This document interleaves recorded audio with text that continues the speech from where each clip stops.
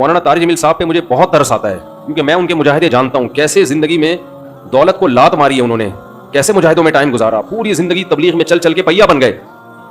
آج ہر دوسرا آدمی یہ لینڈ کروزر میں گھومتے ہیں، یہ بھائی وہ کروڑ پتی خاندان میں پیدا ہوئے ہیں، پھر بھی انہوں نے دولت کمائی نہیں، جو کچھ ملا باپ کی وراثت ہے۔ تو اس پہ کیوں تنگ کر رہے ہو کسی کو؟ آخری عمر میں، بڑھاپے میں ان کا احترام کرو۔ کوئی علمی کسی پہ کوئی اعتراض ہے تو وہ شائستہ انداز میں بیان کر دو۔ اچھا، آج کل سوشل میڈیا پہ کسی کی رائے کے خلاف کوئی بات کرو تو فوراً یہ پیسے لے رہا ہے، یہ ڈالر لے رہا ہے۔ تو یہ بہت آج کل ایک چل رہا ہے کہ کسی پہ کچھ بھی الزام لگا دو، ڈالر خور، ڈالر لیتے ہیں یہ۔ تو گورنمنٹ پہ کسی پہ کوئی الزام لگانے پر پابندی نہیں ہے، آپ لگا دیں پابندی۔ جی الیہم فلانا، ڈالر اتنا امریکہ بھی فالتو نہیں بیٹھا ہوا یا حکومت بھی کہ وہ فری پکڑ کے ڈالر بانٹتی رہے بیٹھ کے۔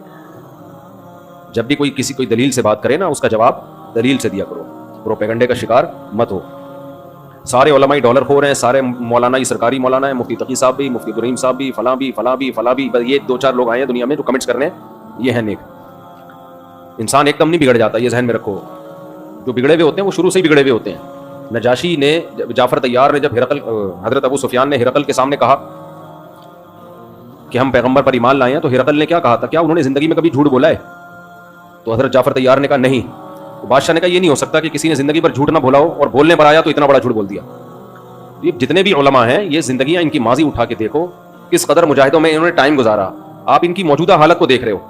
مولانا طارق جمیل صاحب پہ مجھے بہت ترس آتا ہے، کیونکہ میں ان کے مجاہدے جانتا ہوں، کیسے زندگی میں دولت کو لات ماری ہے انہوں نے، کیسے مجاہدوں میں ٹائم گزارا، پوری زندگی تبلیغ میں چل چل کے پہیا بن گئے۔ آج ہر دوسرا آدمی یہ لینڈ کروزر میں گھومتے ہیں، یہ بھائی وہ کروڑ پتی خاندان میں پیدا ہوئے ہیں، پھر بھی انہوں نے دولت کمائی نہیں، جو کچھ ملا باپ کی وراثت ہے۔ تو اس پہ کیوں تنگ کر رہے ہو کسی کو؟ آخری عمر میں، بڑھاپے میں ان کا احترام کرو۔ کوئی علمی کسی پہ کوئی اعتراض ہے تو وہ شائستہ انداز میں بیان کر دو۔ کیسی انگلیاں اٹھا رہے ہیں دربار میں جانے والے، کبھی ایک روپے کے لیے کسی سرکاری دربار میں نہیں گئے ہیں، وہ ایک روپے لینے کے لیے بھی نہ کسی سے ملے ہیں۔ جب ملے ان کو تبلیغ کرنے کے لیے ملے، وہ مبلغ ہیں، دائی ہیں۔ اور یہ جتنے لوگ اعتراض کر رہے ہوتے ہیں نا، خود ان کا ذرا سا بھی کام ہونا تو پھر دیکھو یہ کیسے درباری بنتے ہیں۔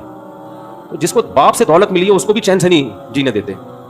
باقی کوئی اعتراض ہے کرو۔ ہاں، کچھ یہ ضرور ہے کہ ایسے مشہور لوگوں کو بعض دفعہ کچھ دائیں بائیں لوگ کیش کرا رہے ہوتے ہیں، دائیں بائیں کچھ لوگ ایسے ہوتے ہیں جو ان کے نام کو استعمال کر رہے ہوتے ہیں۔ تو وہ ٹھیک کا مطلب یہ نہیں کہ ان کے دائیں بائیں کوئی بھی ہوگا وہ بھی 100% ٹھیک ہی ہوگا۔ بہت ہم نے بھی اپنے ساتھ دیکھا ہے، ہم تو اتنے بڑے آدمی ہیں نہیں، لیکن ہمارے نام کے منجن لوگ بیچ رہے ہوتے ہیں، ہمارے نام پہ کیا کیا دو نمبریاں ہو رہی ہوتی ہیں۔ لیکن مولانا کو ہم ذاتی طور پہ جانتے ہیں، سخاوت کا دریا ہے، غریبوں کے لیے، مساکین کے لیے، اخلاق ان کے دیکھو یار، اتنا حوصلہ، اتنی برداشت میرے اندر تو نہیں ہے، صحیح بتا دو۔ عبادت گزار ہیں، تہجد گزار ہیں، تو لیکن طنز دیکھو، طنز دیکھو۔ ہر دوسرا آدمی مالداروں سے ملتے ہیں، غریبوں سے نہیں ملتے۔ تم نے ملتے ہوئے دیکھا ہے ان کو؟ غریبوں سے ملتے ہیں کہ نہیں ملتے؟ ان کی ویڈیوز آ جاتی ہیں جب دولت مندوں سے مل رہے ہوتے ہیں۔ ٹماٹر والے سے ملتے ہیں تو کوئی ویڈیو نہیں بنا رہا ہوتا، کیونکہ پروگراموں میں ویڈیوز بنتی ہے نا، ہر جگہ تھوڑی ویڈیو بنتی ہے۔ ہجڑوں پہ محنت کریں تو یہ ان کا حوصلہ ہے، کہتے ہیں وہ ہجڑوں کے پیچھے پڑے ہوئے ہیں۔ یار تم جاؤ 2-4 منٹ کسی ہجڑے کے ساتھ بیٹھ کے تبلیغ کرو، اس کو تمہیں اندازہ ہو جائے گا۔ تو بس کر دو منفی باتیں پھیلانا، بس کر دو۔ اور پتہ ہے یہ منفیت بار بار، وہ بھی برا، وہ بھی برا، وہ بھی برا، وہ بھی ایسا، سب خراب ہیں، یہ صحیح ہیں 4-6 آدمی بس دنیا میں جو کمنٹس کر رہے ہوتے ہیں نیچے۔ منفی سوچتے رہنے سے نا انسان ڈپریشن کا ڈبہ بنتا ہے اور تھوڑے دنوں میں اپنی موت خود ہی مر جاتا ہے۔ مثبت سوچنا سیکھو، پازیٹیو سوچنا سیکھو۔ سمجھتے ہو کہاں سے کہاں بات چلی گئی؟ وہ انٹرویو لیا نا ان سے پوڈ کاسٹ میں کہ آپ تو سادگی کی تعلیم دیتے ہیں اور خود آپ گاڑیوں میں گھومتے ہیں، تو سلیمان علیہ السلام سادگی کی تعلیم دیتے تھے کہ نہیں دیتے تھے، جن کا ہم واقعہ سن رہے ہیں؟ اور ایسا عرش رکھا ہوا تھا، آگے آ رہا ہے، ایسا تخت، لگژری تخت تھا کہ آپ کی سوچ جہاں ختم ہوتی ہے وہاں سے سلیمان علیہ السلام کا تخت شروع ہوتا ہے۔ تو دولت رکھنا سادگی کے خلاف نہیں ہے۔ سمجھتے ہو کہ نہیں سمجھتے؟ ایک صاحب کہنے لگے MTJ کی پروڈکٹ کی قیمتیں دیکھو تو ہوش اڑ جاتے ہیں، تو مت خریدو نا، ساتھ والی غریب والی دکان سے خرید لو۔ بہت زیادہ قیمت پہ بیچ رہے ہیں تو مت خریدو بھائی، اور وہ کون سا دکان پہ بیٹھ کے بیچ رہے ہیں؟ تو نیچے لوگ ان کا بزنس سنبھالا ہوا ہے، نام ان کا استعمال ہو رہا ہے، اور اگر بیچ رہے ہیں ڈبل ٹرپل کر کے بیچ رہے ہیں تو آپ مت خریدو نا، آپ کا دماغ خراب ہے، وہیں سے لوگے آپ۔ انہوں نے کہا ہے کہ جو میرے MTJ سے جو خوشبو نہیں خریدے وہ دار اسلام سے خارج ہے، مت خریدو یار، آپ بے وقوف ہو۔ تو پرسنل لائف میں اس طرح سے، جو میں نہیں کہہ رہا وہ فرشتے ہیں ان سے غلطی نہیں ہو سکتی، کوئی علمی لحاظ سے کسی پر کوئی اشکال ہو تو مہذب طریقے سے کیا جا سکتا ہے، وہ ٹھیک ہے، وہ تو اللہ کے پیغمبر کے علاوہ کوئی بھی غلطی سے پاک نہیں ہے۔ تو بہت افسوس ہوتا ہے، قوم جو ہے نا بہت منفی سوچتی ہے، بہت منفی سوچتی ہے۔ خیر، اچھا بھائی، تو سلیمان علیہ السلام نے فرمایا ارجع الیہم، واپس، وہ ہدیہ لے کر آئے تھے نا، اس کا خیال یہ تھا یہ ہدیے دیکھ کے کیا ہو جائے. ہاں میں یہ کہہ رہا تھا کہ جس نے زندگی میں کبھی ڈالر نہ لیے ہوں حکومت سے, اسٹیبلشمنٹ سے, امریکہ میں, وہ کیوں اب ڈالر لے کے غلط بیانی کرے گا. آپ یہ بول دو اس کے بیان پہ ہمیں اعتراض ہے, ہم ان کے بیانیہ سے متفق نہیں ہیں. یہ نہیں بولو کہ ڈالر لیے ہوئے ہیں, یہ نہیں بولو. اور آج جو بول رہے ہیں کہ وہ انہوں نے فلاں سے ڈالر لیے ہوئے ہیں, یہی بات جب وہ ان سے مل رہے تھے تو وہ کہہ رہے تھے انہوں نے فلاں سے ڈالر لیے ہوئے ہیں. یعنی یہ بھی ڈالر دے رہے ہیں, وہ بھی ڈالر دے رہے ہیں, تو یہ سب سے ڈالر لے رہے ہیں. اور یہ نہیں ہوتا بھائی. جب ان سے ملے تھے انہوں نے ڈالر دیے تھے تو یہ والے تھوڑی دیں گے, بولیں گے تو اس کا آدمی ہے, پھینکتے رہو. گورنمنٹ کی طرف سے کوئی پابندی نہیں ہے پھینکنے کا. اچھا بھائی, تو ہم چلتے ہیں. تو سلیمان علیہ السلام نے فرمایا ارجع واپس. آپ ان کی رائے سے اختلاف کرو, سیاست میں بھی اختلاف کرو ان سے. ہم یہ نہیں کہہ رہے جو ان کے سیاسی موقف ہے آپ اس کی حمایت کرو, نہ, آپ اختلاف کرو ان کے سیاسی موقف سے. آپ بولو آپ کی جو سیاسی رائے ہے ہم اس سے متفق نہیں ہے, 100 دفعہ کرو. یہ نہیں بولو کہ آپ اس رائے میں مخلص نہیں ہیں, آپ پیسے لے کے یہ رائے دے رہے ہیں. یہ بہت بڑا الزام ہوتا ہے, پیسے دے کے بیانیہ بدلنا. یہ کوئی بہت ہی غلیظ پلید آدمی ہوتا ہے جو یہ کام کرتا ہے. یہ کوئی بہت زیادہ اس کے لیے گندا ہونا پڑتا ہے, جو اچانک نہیں ہو جاتا, جو پیدائشی گندے ہوتے ہیں, باپ دادا سے یہ چیزیں سیکھی ہوتی ہیں. ہرقل نے کہا تھا ابو سفیان سے 40 سال کسی نے جھوٹ نہیں بولا, اور وہ جھوٹ بولنے پر آئے تو اتنا بڑا جھوٹ کہ میں اللہ کا پیغمبر ہوں, یہ نہیں ہو سکتا. کسی نے زندگی میں کبھی چوری نہ کی ہو, اچانک بینک میں کروڑوں روپے کا ڈاکہ ڈال دے, ایسا نہیں ہو سکتا بھائی. شروع میں چپل چوری, پھر آہستہ آہستہ یہ بڑے بڑے جو ڈاکو ہیں نا جو آگے تک پہنچ کے ہمارے تو یہ ایسے نہیں ہوتے. اب کہیں گے دیکھا پیسے لیے اس لیے نام نہیں لے رہا کر رہا ہے. کوئی پیسے نہیں لیے ہوئے میرے بھائی, اس لیے کر رہا ہوں کہ ایک نیا ایشو نہ کھڑا ہو جائے. تو سمجھ گئے ہوں گے نا کا کیا مطلب ہے. تو شروع میں چپل چوری, پھر ہوتے ہوتے آج اللہ نے ماشاءاللہ کیا اونچا عظیم مقام دے دیا ان کو. تو ایسے ہوتے ہیں لوگ جو پیسے بھی لیتے ہیں. مولانا کی زندگی دیکھو, بیچارے میڈیکل سائنس پڑھ رہے تھے, ڈاکٹر بن رہے تھے. ارے طارق بھائی ماشاءاللہ آپ کی عمر ماشاءاللہ بہت لمبی ہوگی انشاءاللہ. طارق بھائی نے بہت بندے مار دیے اب تک ماشاءاللہ, اللہ نے ان کو صحت مند رکھا. مارے مطلب ان کی زندگی میں چلے گئے, اور اللہ اور صحت دے آپ کو. تو ان کا قصہ بعد میں سناؤں گا, یہ ہماری تفسیر نہ رہ جائے. کیا کہہ رہا تھا میرے دماغ سے نکل گیا, دیکھو یار. ہاں مولانا ڈاکٹر بن رہے تھے, وہاں سے تبلیغ میں آئے, اور پھر جو انہوں نے وہاں تبلیغ میں مجاہدے کیے ہیں, تو جاؤ ان کے بڑوں سے پوچھو اور خود ان سے پوچھو جا کے. پوری زندگی کہتے ہیں میں سفر کا مجھے شوق ہی نہیں تھا, میں چاہتا تھا مدرسے میں تدریس کروں. بڑوں نے بولا نکلو سفر پہ. ایک دفعہ میں نے ان کا بیان سنا, کہہ رہے ساری زندگی سفر کرتے کرتے پہیا بن چکا ہوں میں. ساری زندگی دعوت و تبلیغ میں گزری, تہجد میں, نمازوں میں, عبادت میں, گھنٹوں گھنٹوں دعائیں. یہ تو بند کمرے کی چیزیں ہیں نا. تو وہ ڈالر نہیں لیں گے بھائی. ان کی رائے سے اختلاف کرو کہ حضرت آپ کی رائے ٹھیک نہیں ہے, غلط ہے, علمی اختلاف ہے وغیرہ وغیرہ. یہ کہنا کہ وہاں سے پیسے لیے ہیں, وہاں سے پیسے لیے ہیں. اسی طرح ان کی رائے کے خلاف اگر کوئی جاتا ہے دوسرا عالم, بعض علماء ان کی رائے کے بالکل 180 ڈگری پر ہیں, کہتے ہیں بالکل غلط کہہ رہے ہیں, ان کی یہ سیاسی رائے ہو یا کوئی بھی, تو وہ بھی پیسے نہیں کھا رہے, ان کی بھی اپنی ایک رائے ہے. تو یہ بولو بھائی ان کی رائے سے ہمیں اختلاف ہے یا ان کی رائے سے ہمیں اتفاق ہے. یہ جو ہے نا ڈالر اور اسٹیبلشمنٹ اور امریکہ, یہ الزام آسان نہیں ہے. اور جو کمنٹس کر رہے ہوتے ہیں زیادہ تر انہی میں اس طرح کے جراثیم ہوتے ہیں. کیوں لیں گے بھائی, ہم نے لینے ہوتے تو ہم اس وقت لے لیتے جب ہمیں بہت شدید ضرورت تھی. لوگ کہتے ہیں اس وقت آپ مشہور نہیں تھے, ہم بہت پہلے سے مشہور ہیں, کبھی خوشبو لگا کے آؤ ہم بتائیں گے. بہت بڑا کراؤڈ ہمارے بیان میں. میرے بیان میں مجھے یاد ایک جمعے کی مسجد میں نے بیان کیا تھا, 1998 کی بات ہے, اتنا کراؤڈ تھا اس میں. 1998 کی بات کر رہا ہوں میں. سوشل میڈیا کے آنے سے پہلے بھی ہمارے بیان میں کافی کراؤڈ ہوا کرتا تھا. اور مجھے یاد ہے 2006 میں کسی دعوت پہ میں گیا, علماء بیٹھے ہوئے تھے, سادہ موبائل ہوا کرتے تھے. 1.5 گھنٹے ہم وہاں بیٹھے رہے ہیں, مسلسل کالز آتی رہی ہیں 1.5 گھنٹے کے دوران. پوری دنیا سے لوگ مسائل پوچھ رہے تھے. کوئی وہاں سے فون آتا, اس کا جواب, اس میں فون اٹھا لیا کرتا تھا.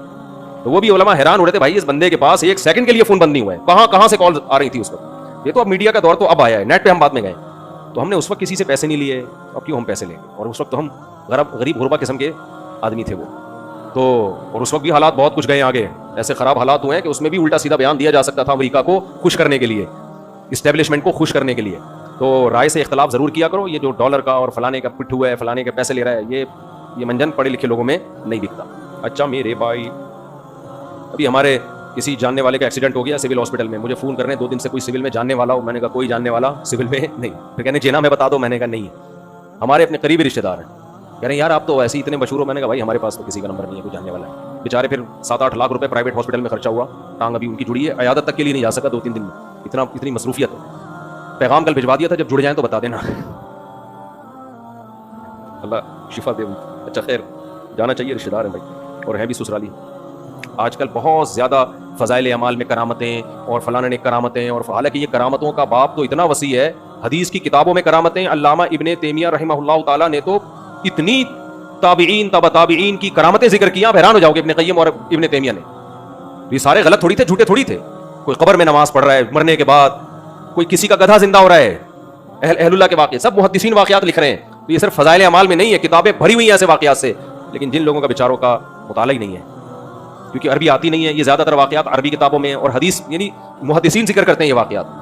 یہ سلسلہ آدم علیہ السلام کے زمانے سے چلا آ رہا ہے، معجزوں کا بھی اور کرامتوں کا بھی. تو معجزے اور کرامت میں کیا فرق ہے؟ معجزہ پیغمبر کے ہاتھ پہ، کرتا کون ہے؟ اللہ. کرامت بھی اللہ ہی، لیکن ہاتھ کس کا ہوتا ہے؟ ولی کا، پیغمبر کا نہیں ہوتا. ایک عقیدہ یہ سمجھ لو.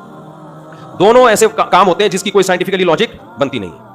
اللہ کرتا ہے تو اللہ تو سب کچھ کر سکتا ہے، آگ میں زندہ بھی رکھ سکتا ہے. یہ ابراہیم علیہ السلام کا آگ میں زندہ رہنا صرف ان سے ثابت نہیں ہے، بعض اولیاء سے بھی ثابت ہے کہ آگ میں زندہ رہے. وہ مجھے موقع ملا نا تو اس پہ میں کلپ انشاءاللہ ریفرنسز کے ساتھ ریکارڈ کرواؤں گا. یہ تو بہت واقعات ہیں اس طرح کے.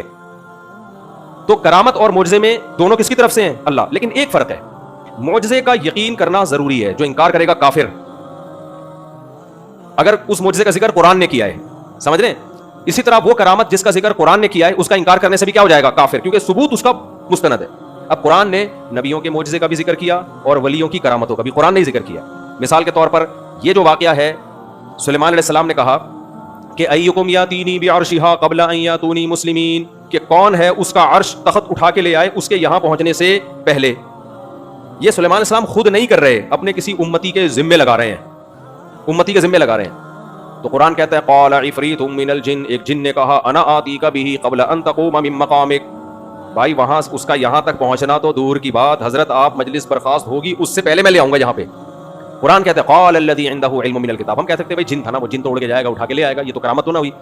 تو ایک بزرگ نے کہا جن کو اللہ نے کتاب کا علم یعنی زبور کا علم دیا تھا، انہوں نے کہا انا آتیک بہ قبل ان یرتد الیک طرفک، میں آپ کے پاس لے کر آؤں گا آپ کی پلک جھپکنے سے پہلے. یہ کہا اور تخت حاضر. یہ کیا تھی بھائی؟ یہ سلیمان علیہ السلام کا معجزہ تھا اور اس ولی کی کرامت. یہ سلیمان علیہ السلام کا معجزہ کیوں تھا؟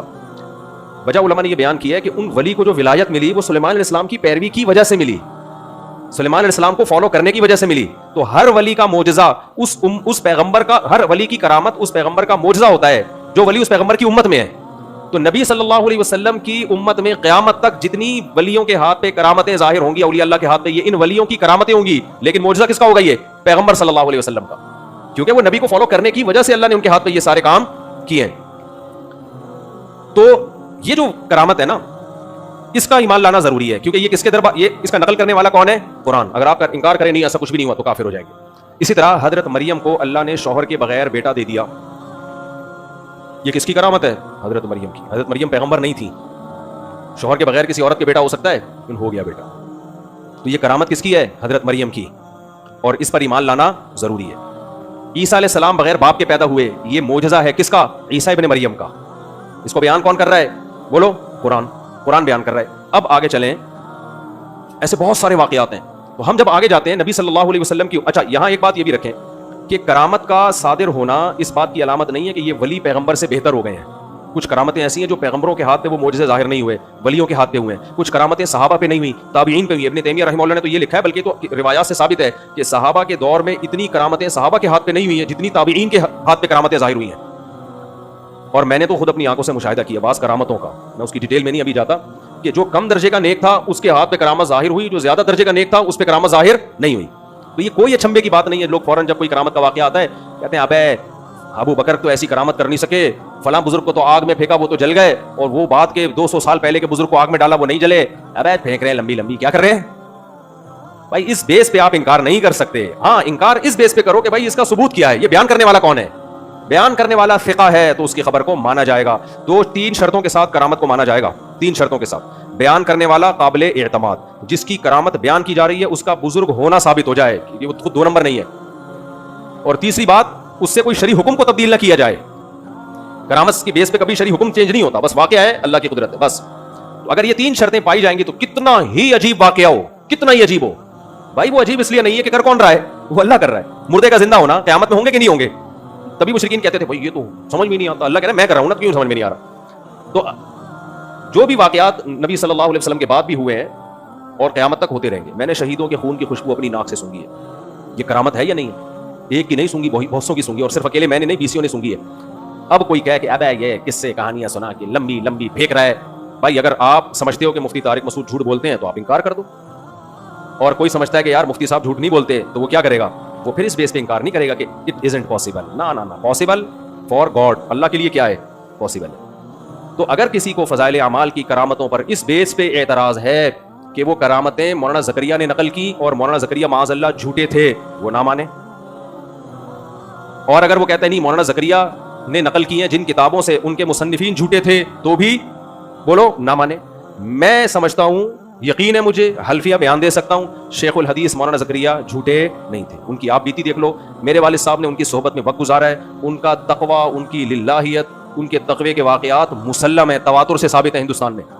اور جو کرامتیں فضائل اعمال میں لکھی ہوئی ہیں وہ انہوں نے خود نہیں لکھی, وہ کتابوں سے لی ہیں, ان کتابوں کے مؤلفین بھی سچے تھے. تو لہذا جو ان واقعات کی بیس پہ فضائل اعمال کے خلاف کلپ بازی کرتے ہیں, ان کو چاہیے کہ ان محدثین کے خلاف کلپ بازی کریں جنہوں نے یہ کرامتیں لکھی ہیں, ان کے لیے ایک لفظ نہیں بولتے اور سارا نزلہ کس پہ گراتے ہو, فضائل اعمال. پھر یہ جو اعتراض کیا جاتا ہے یہ کیسے ہو گیا فضائل اعمال میں یہ کرامت, یہ کیسے ہو گیا, یہ کیسے ہو گیا. بھائی جب اللہ کر رہا ہے تو پھر کیسے ہو گیا کیا مطلب یار؟ پھر تو مردہ بھی زندہ ہو سکتا ہے, پھر تو قبر سے مردہ اکھڑ کے بھی آ سکتا ہے, پھر تو آگ میں بندہ جل کے نہیں بھی مر سکتا ہے, گدھے گھوڑے سب زندہ ہو سکتے ہیں. پھر کرنے والا کون ہے؟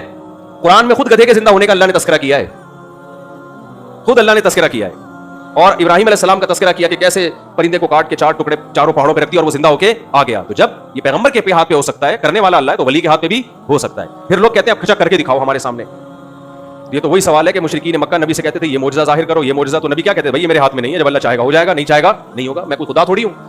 تو یہ کانسیپٹ کلیئر ہو گیا. ایک سوال لوگ کہتے ہیں پھر یہ بدعتی لوگ بھی تو اتنی قصے سنا رہے ہیں, پھر ان کو بھی مان لو. بھائی کسی کو ان کے ثقہ ہونے کا یقین ہے تو مان لیں, ٹھیک ہے نا, اگر یقین نہیں ہے تو نہیں مانے. ہمیں اعتراض ہے بھائی, ہم کہتے ہیں کہ یار ان کے دیگر اعمال دیکھو. دوسرا, جس کتاب سے یہ نقل کر رہے ہیں, اول تو کس کتاب سے کس سے نقل کر رہے ہیں؟ کوئی کتاب میں بھی نہیں لکھے ہوئے ہوتے. پھر بھی اگر کوئی اس کو مان لے کرامت کو تو ہمیں کوئی اعتراض نہیں ہے. اگر کسی کا یہ خیال ہے ہمارے حضرت بہت نیک ہیں اور ان کے ساتھ ایسا ہوتا ہے تو مجھے کوئی اعتراض نہیں ہے. تو ہم اس پہ اعتراض نہیں کریں گے کہ ان کے ساتھ ایسا ہوا کہ نہیں ہوا, ہم اس پہ کہیں گے کہ پہلے ان کا نیک ہونا ثابت کرو. ہم ثابت کریں گے وہ نیک نہیں ہے, ٹھیک ہے نا, اس پہ بحث کرو ہم سے. نیک ہو, آپ کو چرسی اٹھ کے گئے کہ میں آیا تھا تو 4 فرشتے آئے اور مجھے مکہ کی طواف کرا کے لائے ہیں. میں کہوں بھائی یہ ممکن نہیں ہے. کہہ رہے جب تمہارے قبر سے مردے اکھڑ سکتے ہیں کرامت کے طور پر تو مجھے فرشتے طواف کیوں نہیں کرا سکتے؟ تو ہم اس کو کیا جواب کہیں گے؟ چرسیوں کو فرشتے طواف نہیں کراتے, تو چرسی ہے, تیرے ساتھ نہیں ہو سکتا. تجھے چرس اس دن نہیں ملی ہوگی تو تیرا دماغ کام کرنا بند ہو گیا ہو. تو یہ اعتدال کا راستہ ہے. مستند ذریعے سے ثابت ہوگی تو مانا جائے گا, مستند ذریعے سے ثابت نہیں ہوگی تو نہیں مانا جائے گا. یہ کرامت کا باب ہے. اب چلتے ہیں ہم آگے. یہ بالکل وہی ملحدوں والا حساب ہے. دیکھو عیسائی ذہنیت سے سوچو گے نا, عیسائی ذہنیت سے تو ہر کرامت میں شرک کی بو آئے گی. جیسے لوگ کہتے ہیں نا فضائل اعمال میں شرک بھرا ہوا ہے, کیونکہ وہ سوچتے ہیں عیسائی ذہنیت سے. عیسیٰ علیہ السلام مردوں کو زندہ کرتے, کوڑ کے مریضوں کو شفا دے دیتے. عیسائی ذہنیت کیا سوچتی تھی؟ یہ عیسیٰ کر رہے ہیں لہذا یہ خدا ہیں. اور بدعتیوں کی ذہنیت سے سوچو گے تو پھر نتیجہ کیا نکلے گا؟ ان کرامتوں سے یہ نتیجہ نکالو گے کہ مردوں سے مانگنا جائز ہے. اولیاء اللہ کو اللہ نے طاقت اور اختیارات دے رکھے ہیں. دیکھو فلاں بزرگ نے یہ کر دیا, وہ کر دیا, آگ میں گئے جلے نہیں, اس کا مطلب یہی خدا ہیں. تو بیلنس والی بات. ہاں یہ تو ہے مشرکانہ ذہنیت, یہ جو عیسائیت کی اور بدعتیوں کی ذہنیت ہے. اور دوسری ذہنیت ہے ملحدوں کی, ایتھیس لوگوں کی, عقل پرستوں کی. وہ کہتے ہیں پاسبل ہی نہیں ہے, لہذا انہوں نے عیسیٰ ابن مریم کا انکار کر دیا کہ یہ سب کچھ جھوٹ ہے, عیسائیوں نے اپنی طرف سے گڑھا ہوا ہے. وہ معجزے جو تواتر سے ثابت تھے ان کا انکار کر دیا. تو نہ عقل پرست بننے کی ضرورت ہے حد سے زیادہ, اور نہ ان کرامتوں سے یہ کہنا کہ فضائل اعمال میں شرک بھرا ہوا ہے. جس کو یہ کرامتیں فضائل اعمال میں شرک لگتی ہیں اس کا دماغ عیسائی ذہنیت والا ہے, کیونکہ وہ عیسیٰ علیہ السلام کے معجزوں کو بھی کیا کہتے ہیں؟ شرک سمجھتے ہیں, کیونکہ وہ اس کی بیس پہ عیسیٰ کو اللہ کے ساتھ شریک کر دیتے ہیں.